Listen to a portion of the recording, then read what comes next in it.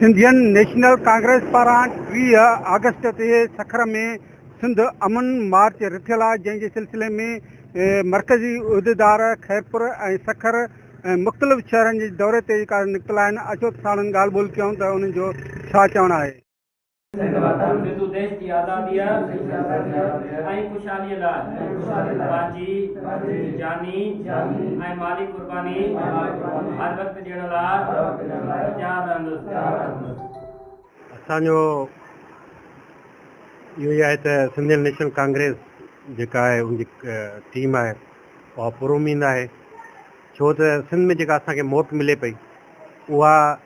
जेका असां तवक़ो खां मथे आहे। सो ही पुरउमन मार्च जेको आहे इहो सिर्फ़ु इन जे लाइ आहे त जीअं असां दुनिया खे ॿुधाए सघूं त सिंध जे अंदरि जेका आहे उहा हिकिड़ी मैनेज जेका अफ़रा तफ़री वायोलेंस जेका पैदा कई आहे उहा हिकिड़ी हथ सां ठहियलु आहे। 400 माण्हू या 40 माण्हू, ही 4 लख या 12 लख फ़ौज खां एॾा ताक़तवर कीअं आहिनि, इहो हिकिड़ो वॾो सुवालु आहे। इहो सुवालु असां हिन मुल्क रियासत जे इदारनि खां बि करियूं था। उन खां अलावा हीउ जेको सुवालु उन खे हलाईंदड़ जेके ॿाहिरियूं क़ुवतूं आहिनि उन्हनि खे बि करियूं था त हीअ जेके 40 या 50 माण्हू जिन 2 ज़िलनि जो जेको आहे सो जीअण हराम करे छॾियो आहे, उन खां अलावा जेके अंगूरनि ते गिणण जेतिरा हुकुमरान जेके नसुल दर नसुल सिंध जे मथां क़ाबिज़ रहिया ऐं हुकुमरान रहिया अंग्रेज़ खां वठी हिन दौर ताईं, उन जी ग़ुलामी मां निकिरण लाइ इहो मैसेज ॾींदासीं हिन अमन मार्च जे ज़रिए जेको असां कढणु था चाहियूं त हारी मज़दूर जेको बि लोअर क्लास माण्हू आहे, महिनत कश आहे, सहाफ़ी आहे, आम तबिके जो माण्हू आहे, उहो असांजो साथ ॾिए। ऐं असां इहो पैगाम ॾियणु चाहींदासीं त जेको बदअमनी आहे इहा रियासत जी ठाहियलु आहे सिर्फ़ु इन जे करे जवाबु ॾियण लाइ त जीअं हू उन्हनि खे आम माण्हू जेको आहे उनजो शिकार थी करे उनखे वेलकम करे। असां जेको तव्हांजी मीडिया थ्रू असां उन जेके बदअमनी जा कारण थिया पिया आहिनि, आम माण्हू आहिनि उहे बि इंसान आहिनि, हुननि खे बि असां इहा अपील कंदासीं त तव्हां इहे हथियार फिटा कयो, पंहिंजनि नियाणियुनि खे पढ़ायो, पंहिंजनि ॿारनि खे पढ़ायो। इहे वॾेरनि जे चवण ते तव्हां आम माण्हू जो जीअण जंजाल न करियो। रोडनि रस्तनि ते बीही करे तव्हां जेको दहशत था फैलायो, इहा दहशत न फैलायो। ही धरती सूफ़ियुनि जी धरती आहे, ही बुज़ुर्गनि जी धरती आहे, हिन जूं रीतियूं रस्मूं जेके आहिनि उहे महिमान नवाज़ी आहे। पुराणे ज़माने में जेके धाड़ियल हुआ हुन जा बि पंहिंजा जेके असुल हुआ, पर हीअ जेके धाड़ियल वॾेरनि जा जेके पालियल हुनखे जेका छूट ॾिनी वई आहे त उन्हनि वटि त को असुल बि न आहे। औरत हुजे, ॿार हुजे, बीमार हुजे, हिननि खे सिर्फ़ु दहशत फैलाइणी आहे। बाक़ी असां धाड़ियलनि जा किसा माज़ी में ॿुधा आहिनि जेके औरत खे न फुरींदा हुआ, ॿार खे तहफ़ुज़ ॾींदा हुआ, बीमार जो ख़्यालु कंदा हुआ। पर हीअ जेके मैन्युपुलेट थियल हिकिड़ी जेका सिस्टम आहे जेको इन जे ख़िलाफ़ु जेको आहे सो असां हीअ अमन मार्च हिकिड़ो असांजो आगाज़ आहे। असांजो मक़सदु जेको आहे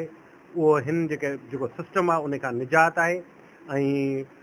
जेको सॼा मैनेज माहौल आहे, जागीरदारी सिस्टम खे ढाहिणु आहे ऐं उन खां जेको आम तबिके जी क़ौमनि जी आज़ादी आहे। सो इहो असां फ़िक्र जिम्स सां सलाहियल आहियूं। सो असां त उहो ई चाहींदासीं त असांखे जीअण जो हक़ु ॾिनो वञे, असांखे पंहिंजी धरती ते पंहिंजी मालिकी ॾिनी वञे त असां जीअं आज़ादु क़ौम जीअं असां जी सघूं। बाक़ी जेको बि आहे असां हिकिड़ो मुहिम आहे असांजी पॉलिटिकल, त जीअं माण्हुनि खे आगाह करे सघूं जेका आहे बरबरीअत आहे। बाक़ी जेको आम हिते आम जेको असांजो मेजर एक्ट हूंदो आहे हुन ते लिखियलु हूंदो आहे त कानून जी नज़र में सभु बराबरि। मूंखे जॾहिं इहा लुट मार थींदी आहे, वॾा वॾा माण्हू छुटी वेंदा आहिनि, ग़रीब जेको आहे ठरे जो कूड़ो केस हणी जेको उहो 6 महीननि ताईं जेल में पियो आहे, उनजी बेल नथी थिए, उहो अंदरि पियो आहे। मूंखे ईअं लॻंदो आहे हीअ कानून जी नज़र में सभु बराबरि, इहो वॾे में वॾो ढोंग आहे। हिन स्टेज जेको आहे स्टेज जेका हिन कोर्टनि जे थ्रू कूड़ा जेको पुलिस जे थ्रू केस करे माण्हुनि खे जेको आहे सो इंगेज करे जेको माण्हुनि खे जेको डिस्टर्ब करे ऐं उनखे ग़ुलाम रखण जी चाहे, हुनजे अंदरि जेका ख़ौफ़ जी फिज़ा क़ाइमु करण जी चाहे, ॿियो कुझु बि कोन्हे को। उन जे करे इन ख़ौफ़ मां निकिरणो पवंदो ऐं सभु धरती जा हर माण्हू अमन थो चाहे, उन करे हर हिकु माण्हू खे निकिरणो पवंदो ऐं हर हिकु माण्हू खे जेको बीहणो पवंदो त असां जेका न आज़ादी परे आहे, न ई जेके वॾेरा या जागीरदार या हुनखे बीहारण वारा उहे परे आहिनि। उहे सभु जो सभु हिकु दोखे जी दीवार आहे, उहा पंहिंजो पाण ठही वेंदा जेकॾहिं माण्हू सभु जा सभु उथी बीह रहनि। रियासती सरपरस्ती हेठि अस्करी इदारा हुजनि, पुलिस हुजे या सरदारनि जे नाले में, वॾेरनि जे नाले में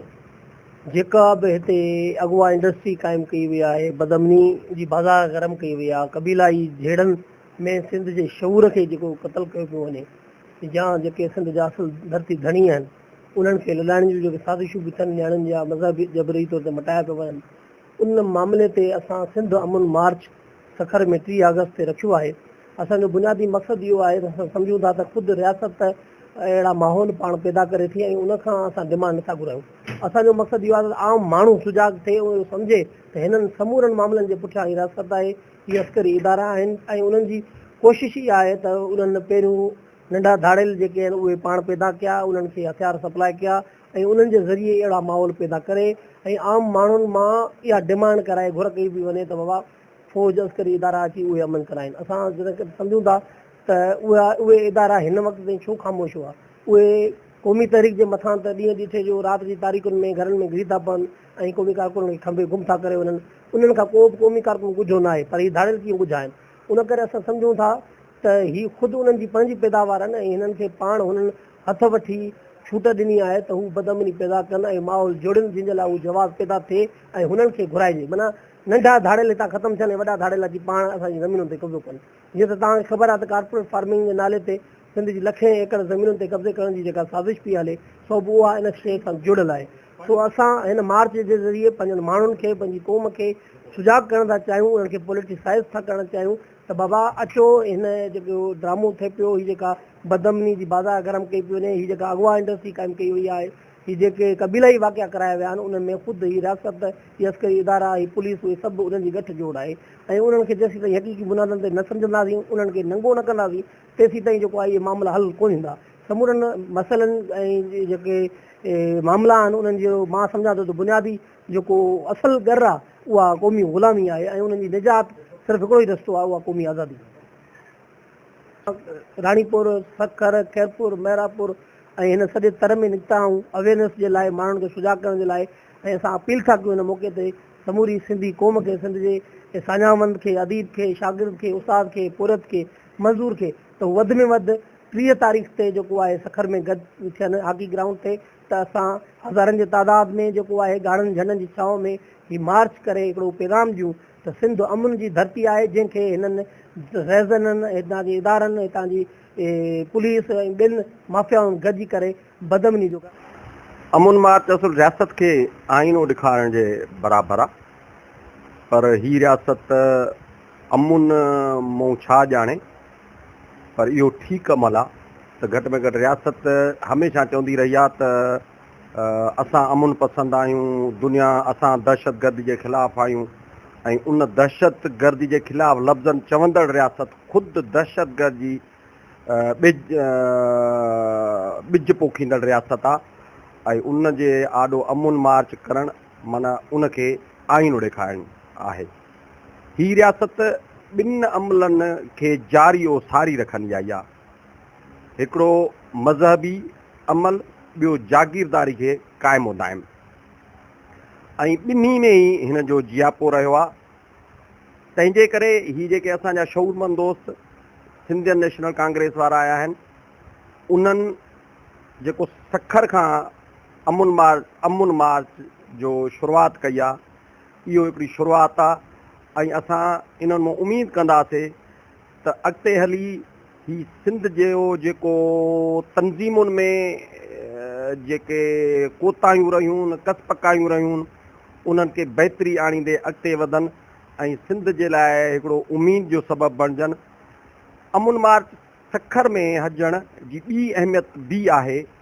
त विच में कुझु हिकिड़े मुले सगोरे शुरूआति कई ऐं हू अमुन कराइण पियो चाहे, पर उन्हनि जागीरदारनि सरदारनि जे मार्फत जेके बदमनी जो सबबु आहिनि। पर जीअं त असांजो फ़िक्रे GMC जा लाॻापल दोस्त उहे निज अमुन पसंदि धुर खे क़बूल कंदड़ आहिनि ऐं उन ते उन ते अमल दरामद कंदा रहिया आहिनि। तंहिंजे करे उन्हनि जे थ्रू अमुन मार्च जी शुरूआति हिकिड़ो बहितरीनु क़दम आहे ऐं इहो जेको मुलायत वारो रुझान हो उनखे बि ख़तमु कंदो ऐं हक़ीक़ी हूअं बि कंहिं बि मुल्क जेकर असां सिंधु देश जी आज़ादी जी ॻाल्हि था कयूं त असांजे लाइ अमुन हुजणु अहम शर्त आहे। त असां फ़िक्र जीएम साहिब जा पोइ दोस्त जेकर अमुन मार्च अमुन मार्च जी ॻाल्हि था कयूं त इहो निज असांजे नज़रे सां सहमत आहे ऐं उमेद था कयूं त इहो अमुन मार्च कामयाबु थींदो